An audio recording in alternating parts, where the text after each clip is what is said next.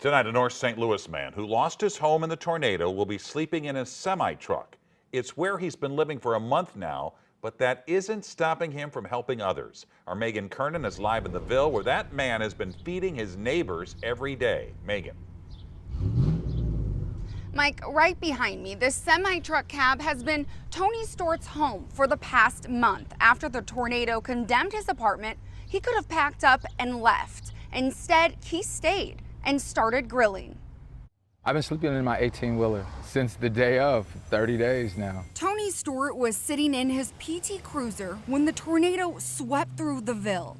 Shortly after, his apartment was condemned. I'm blessed to have everything. Some people have nothing. With nowhere else to go, Tony stayed close, right across the street in the cab of his semi-truck. So just kind of stood around and monitor the neighborhood, make sure everybody was safe. But Tony didn't just watch over the block. He started feeding it. Since day one, me and a friend of mine, we've been feeding the neighborhood free of charge, making sure at least everybody has a hot meal every day.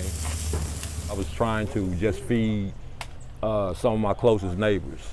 And the next thing you know, it turned into what it is now. Now, a month later, Tony and his friend Larry Gray are feeding more than 100 people a day. We just don't take it out of the can and throw it in the pan and say, here you go. You know, we put a little love into our food. They've been grilling and giving out meals to storm victims, 10 hours a day, every day. This corner at Ashland and Newstead is now a makeshift kitchen, fueled entirely by community donations. We've been blessed, so far that the table's never been empty. We can continue, to feed people as long as this is necessary. Tony and his neighbors built something bigger than just a barbecue and a parking lot. As a team effort, this community came together very well, and what you see now is not how it was 30 days ago. It was devastating around. It was like a war zone almost.